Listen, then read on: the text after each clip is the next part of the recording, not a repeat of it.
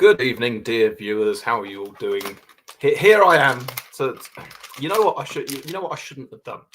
I shouldn't have decided to start the stream and then immediately open up the package for this new vape that I'm about to start smoking. That's it's not the most professional thing, is it? Since when do we do professional? Where was I? Good evening. Hello. I'm taking a little slice of my evening to come chat to you lovely people again. We are going to be recapping the two by-elections that happened at the back end of last month, which for obvious reasons I wasn't able to cover at the time, but it had been requested in a comment to one of the most recent streams to say, can we go back over them? So here I am. It was Mid-Bedfordshire and Tamworth. So not only are we going to be looking at those by-election results in the same way that we would have done assuming it was like just the day after when it had happened. But we're also going to be looking at a little bit of by-election trivia as well, just to spice things up a little bit. Because, you know, after these results come out, you always hear things like, well, I say you always hear these things. Political pundits always like to have a fact ready for you to go, oh, this is the biggest swing since so-and-so, you know. But we have seen, especially in the last year or so, more of these kinds of, whoa, this is, you know, the biggest swing from Tories to Labour since blah, blah, blah, and all the rest of that. So it's interesting if we actually have a little look at some of these by-election records, see where these things rank against one another, find out exactly how precedented or unprecedented some of these results end up being.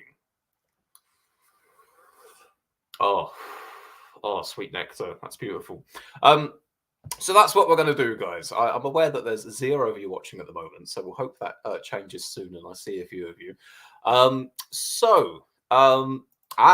Yes. A little word of warning before we get underway here. Although we are going to be looking at some various by-election records and stuff on Wikipedia,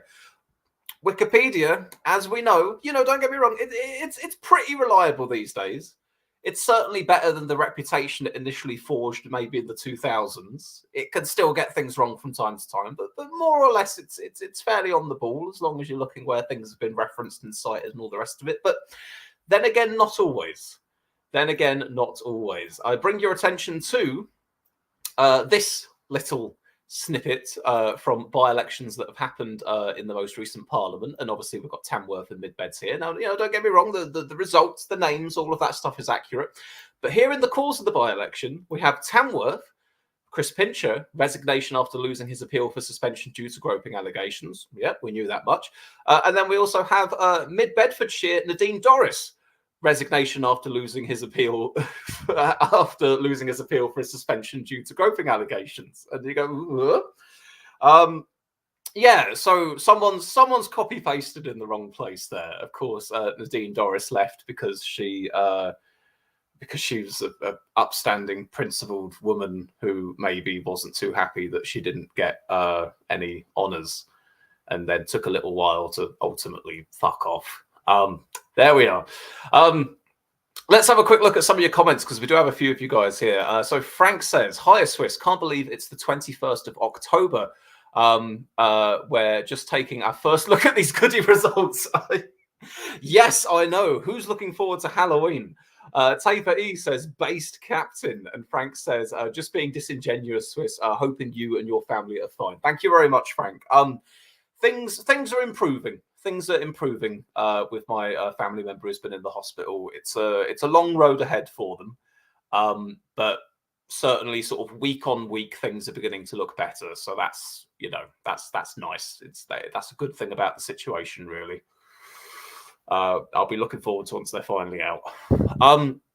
Okay, so now that we've got out the way that the Dean Dorris is not an alleged male groper. She's many things, but she's not that. Let's take a look at these by-election results in question then. So let's go to Mid-Beds first of all, shall we? So the results are in as of last night. Wink, wink, nudge, nudge. What ended up happening? Well, look at the size of that drop in vote share from the Conservatives. There they were on nearly 60% the last time round, this time just scarcely above 30. Labour, otherwise, managing to bump themselves up from 21.7 up to 34.1, kind of, you know, a bit healthier. So we'll look at it here as well. So Labour put on 12.4% of the vote. The Conservatives were down 28.7%, nearly halved. Nearly halved there. Wait, no, was it nearly half? It's about half, roughly half, more or less. Let's not quibble, shall we?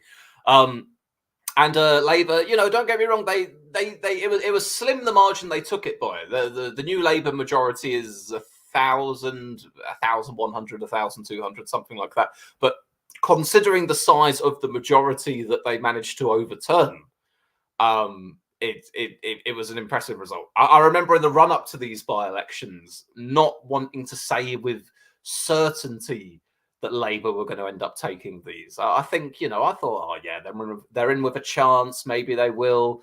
I think, was it? Yes, it was. It was mid-beds that I kind of thought, I wonder if the Lib Dems are in play in this one a little bit, because there was discussion about this being an area that they do well in. And don't get me wrong, the Lib Dems weren't too far behind here. Lib Dems on 9.5k votes, coming in at a fairly respectable 23% vote share as well. You could near enough have called this a 3-horse race, with the Lib Dem horse being ever so slightly further back than the other two there.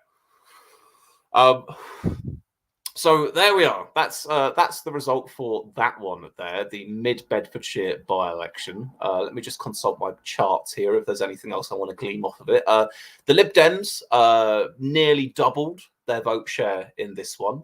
So Labour and the Lib Dems, they both had a little bit of a feeding frenzy off of this one. But of course, the other thing that we need to factor in here as well is the turnout.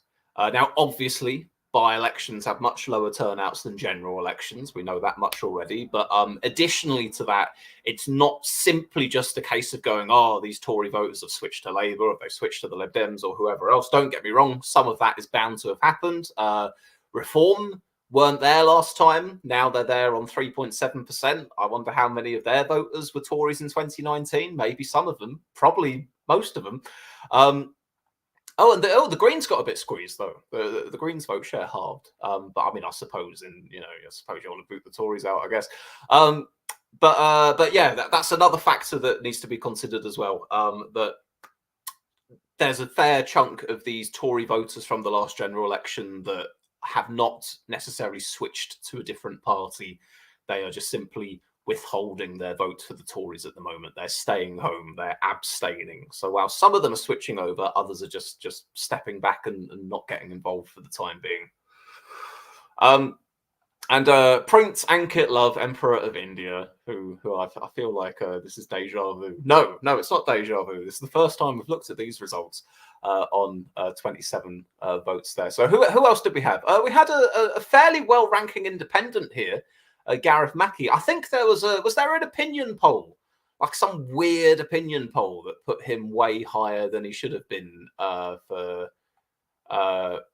Yeah, look, this was it here. There was an opinion poll done by Opinion back in July that had Gareth Mackey on 19%. And I remember that because I remember at the time going, I think this poll's bullshit, because that independent definitely ain't getting 19%. But nonetheless, still a respectable result there for the independent, crowding out both Reform and the Greens and all the others as well, for that matter. So there we are. And just looking at the previous result once more, what was the actual numerical majority in that general election? Well, the turnout in the seat that time was 73%. So obviously, the higher the turnout, the higher the number of votes, the higher the majority. That much makes sense as well. But the majority there last time was 24,000 approximately. And that's the way you compare these things. Even though the turnouts are obviously different between generals and by-elections, you still compare the majority from the general versus the majority from the by-election as well. But we also look at vote share. There's two different ways to end up looking at it. So keep that in mind. Keep that in mind, the size of that majority that was overcome. Because when we get to our little segment later on where we're looking at some of these by-election records, where the people go, wow, this is the biggest swing to so-and-so since 1952 or whatever. We'll keep an eye out for how many of these by-elections that have happened in the last year or two appear near the top of some of these lists. Taper E says, David Davis today says he thinks the Tories can turn it around for a general election. Well, David Davis, if you're out there, if you want to get in touch and have a gentleman's bet on the matter, I'm more than happy to put some money up. Lee Ball says, so close to keeping his deposit. Yeah, that's true. That's true. He was not far off that 5% marker at all, was he?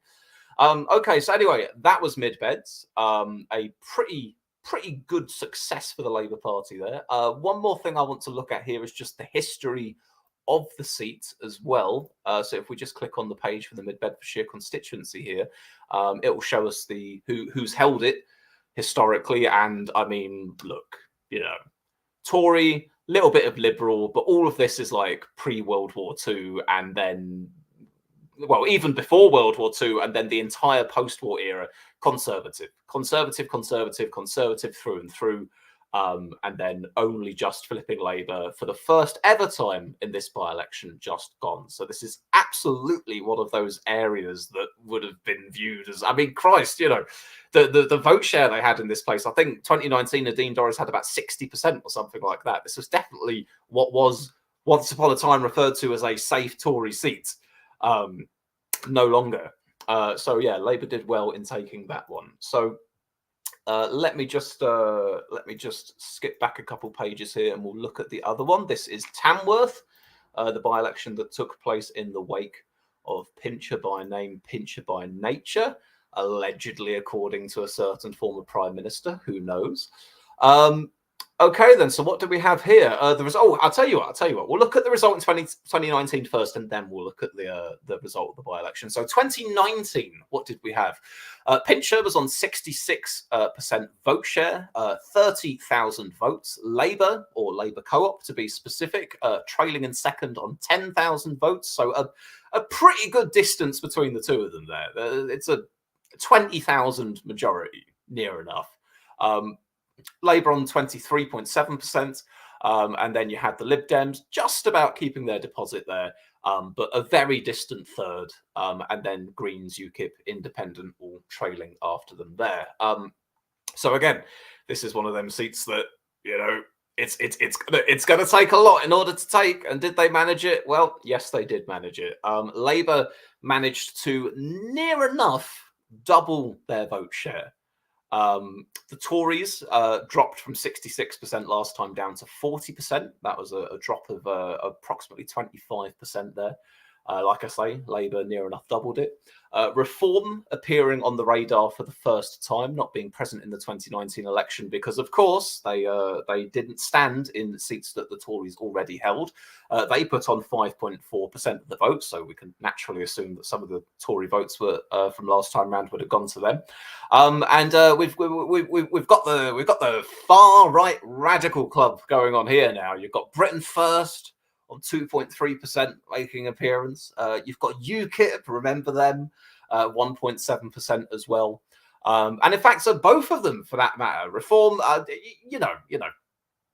not going to get into quibbles about which party we're going to term as being far right and which ones are just hard right. I'm comfortable enough in saying that Britain First is a far right party. As for the others, maybe hard right, maybe just to the right of the Tories, whatever. But the point being, interestingly enough, that the parties that came in third and fourth and fifth in this by-election behind Labour and the Tories are all parties that I would describe as being on par with or to the right of the Tories. So obviously most of them are ones that hadn't even appeared in the previous time this seat was contested either. So I think that again, it's a case of some former Tory voters just going, fuck the Tories this time, forget Rishi Sunak, forget all the rest of it. Let's just go vote for some other flavour of whatever right-wing politics we're into. And then a fair bit further back, you have the Greens, the Liberal Democrats, the Monster-Raving Loonies, and Peter Longman there. Now, again, this was slim. It was a big old numerical majority that Labour managed to overtake here. So the final result delivered Labour a majority of 1,316, or 5% in front of the Tories there. So, it's slim. It's interesting, isn't it? Because both of these results have produced, fairly slim majorities for the Labour Party. Of course, they made up a lot of ground in order to get there in the first place. So it will be interesting come the next general election that these are likely to be termed as some of the closest seats that Labour have to the Tory vote share. Does that make sense? What am I trying to say here? I suppose I'm trying to say that if we're talking about seats that the Tories would be targeting to win off of Labour at the next election, can you imagine such a thing? Then it would be these kinds of seats. It would be the ones that Labour had only just won, but just about by a hair. And maybe if Sunak's fortunes improve a little bit and Starmer falls back, maybe the Tories can just about claw those seats back again. But there we have it. So shall we look at the history of this one as well? Tamworth. Let's see where Tamworth has been historically here. Oh God, goodness me. Wow, this really goes back to the 15 and 1600s. Sir Thomas Puckering. Do we get some colours for? Wow, Tamworth is a really historic constituency, isn't it?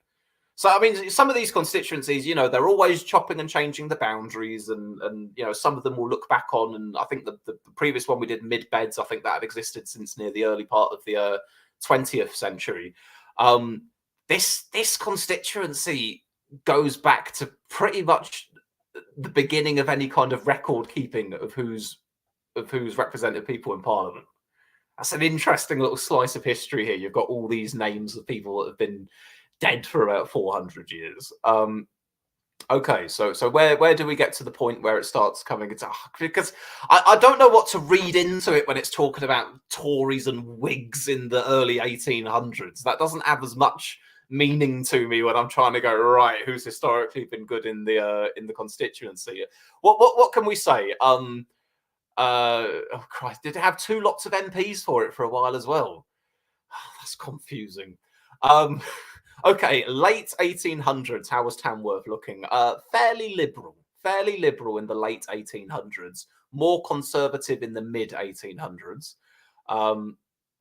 Finally, Tamworth was reduced to having 1 member in 1885. From that point onwards, it was solidly conservative or unionist, conservative and unionist, what have you, in the early part of the 20th century. However, it was a seat that flipped to Labour in 97. We remember that very high watermark for the new Labour government in that election. And then it went back to the Tories in 2010. So pretty much for the last 100 or more years or so, it's been a solid Conservative seat, despite its history stretching all the way further back. But it was one of those seats that just about managed to become Labour in 97. They lost it when they were out of power, and now they've got it back again. So if you want to maybe consider that a bit of a, well, historically it's not been a bellwether, but you could maybe call it a bellwether for the last 25 years or so in terms of who's been in power and who's held the seat. Maybe an indicator for where things are going at the next election, like we don't already know. So there we are. That's the history of the seat in Tamworth there as well. Woke Starmer in the chat, hello there, says the results of these by-elections clearly demonstrate the hard right talking points are not welcomed by the tolerant people of our country. Thank you for that, Woke Starmer. So anyway, yeah, that's a little look at the 2 by-election results there from last month. But as I said to you guys, we hear a lot of things about how historic some of these by-election results are, aren't we? We kind of hear that this is the most anyone's gained in this place or that place since whenever. So we are going to take a little look at the Wikipedia page here for United Kingdom by-election records. Now, we're not going to be reading the entire thing because this is a long article to delve everything into. But let's say let's just go over the top of some of these here. So the largest swings in percentage share of votes. That makes enough sense. The largest swing in terms of percentage, not in terms of the numerical raw tally of votes, but the percentage. What slice of the pie they ended up getting. Well, the largest swings that we can see here: 1983, Bermondsey by-election from Labour to the Liberals. That was a swing of 44.2%. Crikey. A little bit more contemporary in Clacton here. We had Conservatives to UKIP, and that would have been, well, big old picture of Douglas Carswell there. So that was the one where he defected and then called a by-election, which, you know, we'd like to see more of. People defecting parties and then calling by-elections. They don't do it. This was very much one of the happenings that bucks that kind of a trend. But in that case, it was proven to be politically, strategically, absolutely the thing to do. Flipped over to Kippers, held the by-election, won stonkingly with UKIP. There we are. Any more recent ones? We've got 1973 Lincoln by-election, Labour to Democratic Labour. Some kind of a splintering going on there. Hamilton by-election, Labour to the SNP in 1967. See, look, it's not just 2015. It's happened before as well. And of course, 2012 Bradford West, Labour to Respect. Was this George Galloway? Was this when Galloway flipped? I think so. And are there any more from any more super contemporary ones here? Ones that, you know, from the last couple of years, this Parliament? Well, let's see. We have 2021 North Shropshire by-election. Again, this is just in percentage swing in the vote. 2021, we had Conservatives to the Liberal Democrats on 34.2%. So that is the 7th biggest swing by vote share ever to happen. And then we go 8th, 9th, 10th, 11th, again, only from last year in 2022. You have Conservatives to the Liberal Democrats by 29.9. And then if we go to 12th, 13th, again, 2023, Somerton and Frome, Conservatives and Liberal Democrats here. So you can, you know, some of these ones from recently are making it up there. Again, just in terms of the vote share, these famous swings from Tories to Lib Dems that we've heard about in the last couple of years, respectively, it's managed to happen in the past few years. They've managed to have the 7th, the 11th, and the 13th biggest ever swings in terms of percentage share of the vote. So it's getting up there. One of them broke the top 10, you know, but I'm not gonna, you know, you look further down this list and you will see a few more recent ones. You've got another 2021 there. You've got a 2023. You've got another 2023. These are both Labour wins, but you're getting a bit further down the list there. There's still notable swings, don't get me wrong, but we're talking about historic swings. We're talking about impressive ones that the pundits will quote on their news programs. So that's largest swings in percentage share of the vote.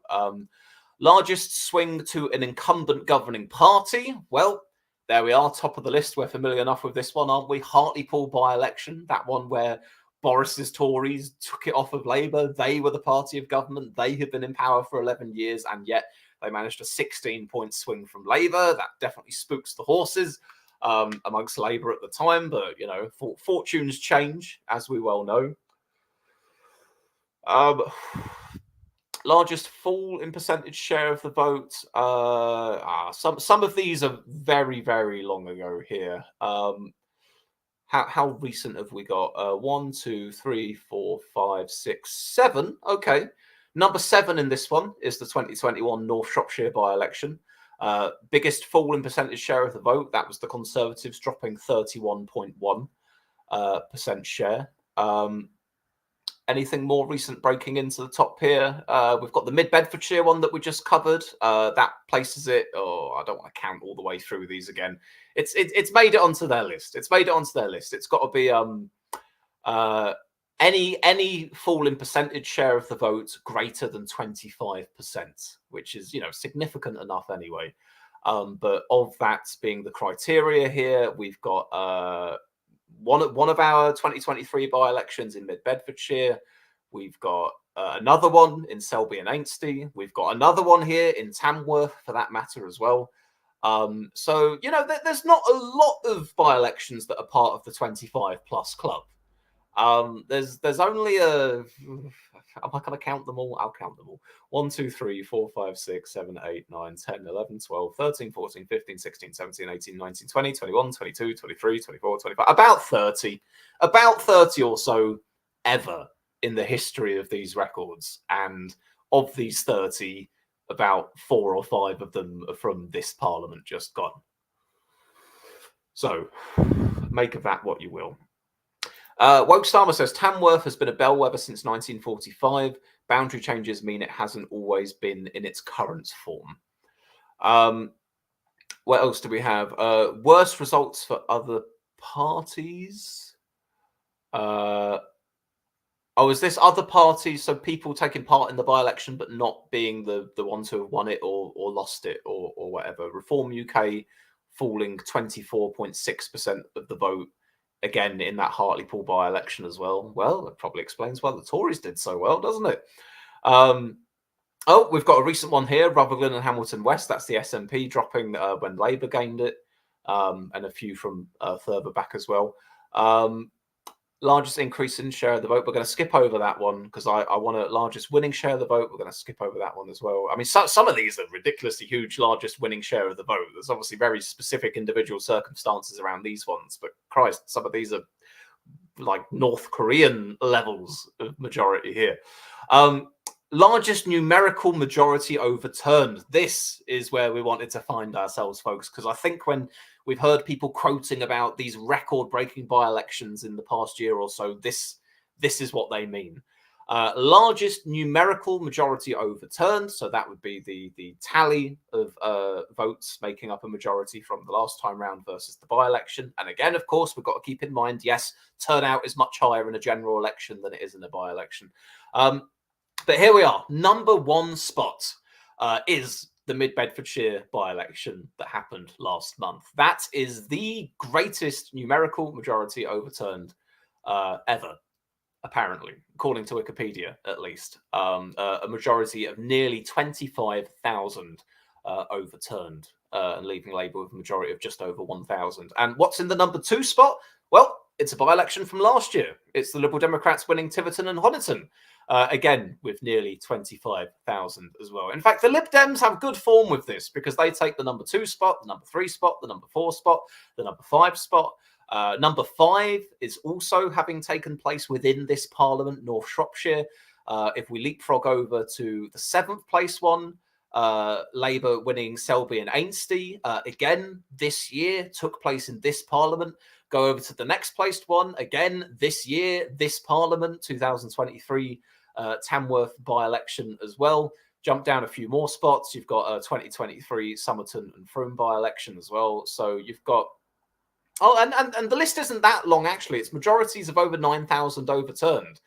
I'm not counting them all. I'd guesstimate there's maybe only about 20 to 30 in this list.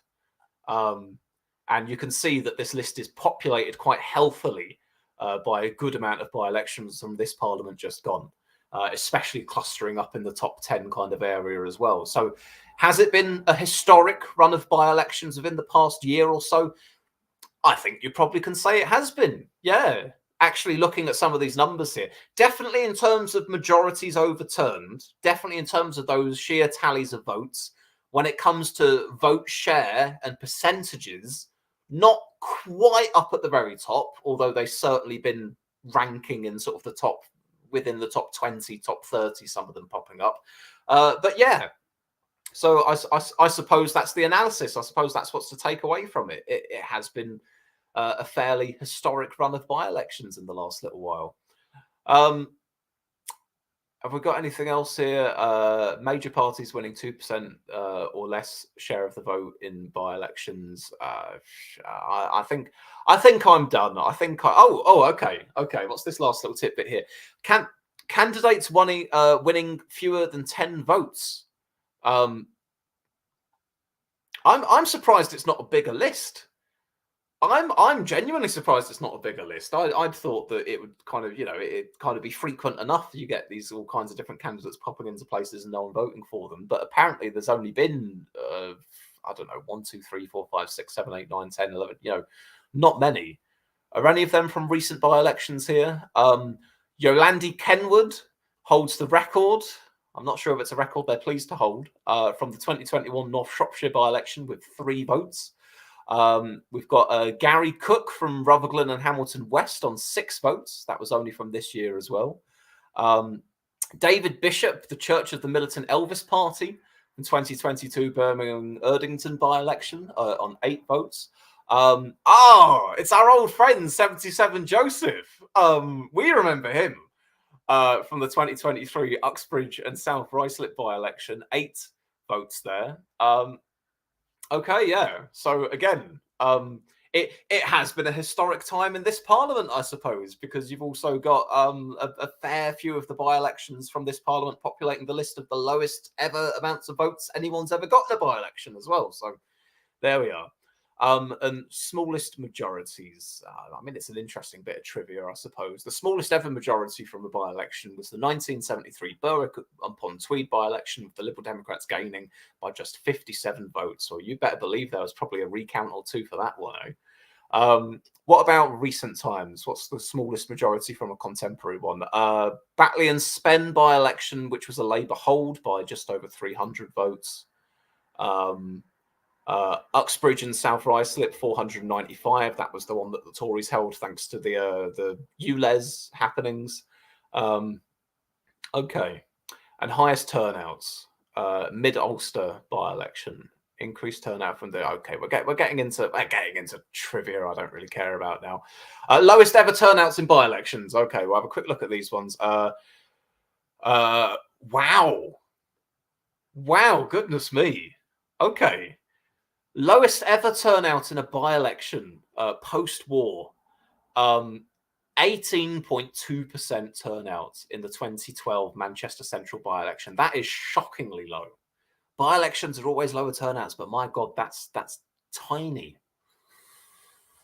Less than a fifth of eligible voters turning out to vote there. We also have Southend West by-election in 2022, but of course that was the one held following the murder of an MP. It wasn't really a usual by-election, wasn't really contested in the usual kind of way. Any from recently? Stretford and Urmston by-election, that was pretty low. Birmingham Erdington by-election. This was after the death of a MP as well. Yeah, that might be a repeat feature in a few of these, possibly, that it's following the death of an MP, so sort of as a mark of respect, they're not all the major parties contest them in the same way, so they're kind of done deals with the way that they end up. But yeah, there we are. Most candidates. Oh, I'm really drilling deep now, aren't I? Okay. Well, the one that we had earlier this year, Uxbridge and South Ruislip, that was the joint 4th in terms of the largest number of candidates here, with 17. It certainly was a big old list, wasn't it? And actually, we do have quite a few of these highest spotted ones being from recent by-elections as well. You've got number 4 spot from this parliament. You've got the number 5 spot. A lot of these are joint. In fact, Batley and Spen and Hartlepool both with 16 candidates as well. And again, you've got this from Wakefield in 2022, 15. This has definitely been a feature, hasn't it? It's definitely been a feature of quite a few by-elections in recent years, that there's really sometimes been a lot of people throwing themselves on the ballot there just for a bit of fun. But hey, would we know the names Prince Ankit Love of India or 77 Joseph if it weren't for these people putting themselves out there? Perhaps not. Oh my God, have you seen how long this Wikipedia article is? Look at this. I thought I was near the bottom of the page, but we are nowhere near the bottom of the page. I mean, we've hit up all the records I wanted to talk about, really. All the, the biggest this, the largest that, all of that kind of thing. Most by-election losses in one day. A bunch of these are just joint for second place here. But actually, that said, look at the top spot for most by-election losses in one day. You've got there's a bunch of them all from this most recent parliament here. Tamworth and Mid Beds this year, Somerton and Frome and Selby and Ainsty this year, Tiverton and Honiton, Wakefield by-election last year. All of them, the Tories losing to Labour or the Liberal Democrats. So hey, not been an amazing time for them by-election wise in the last little while. Right, okay, I'm done. I could read off of Wikipedia forever, but I think there comes a point where it's not the highest quality content. Let me read a few more of these. Frank says Blackpool South and Wellingborough still to come, and potentially Reigate too. I think I was going to bring us on to Wellingborough at least, because that's the that was the Peter Bone one, isn't it? Reigate, is that another one of these ones? I feel like I covered that within the past week, within the past month or two, because the name rings a bell. Is that another one of these incredibly disgraced MPs where there may be a by-election coming up? Rutherglen by-election had a lot of candidates. Frank says, okay, got to go now, Swiss. Have a good week. See you soon. Hopefully all the best again to you and your family. Thank you very much. Blue Guy says, I like Swiss reads Wikipedia. Well, look, if I ever decide to sell out completely and put no effort into anything, it will just be me sitting and reading Wikipedia. You'll get me alternating between me commentating over playing video games, and then for the educational style content, it will be me reading off of Wikipedia. That'll be the best you end up getting.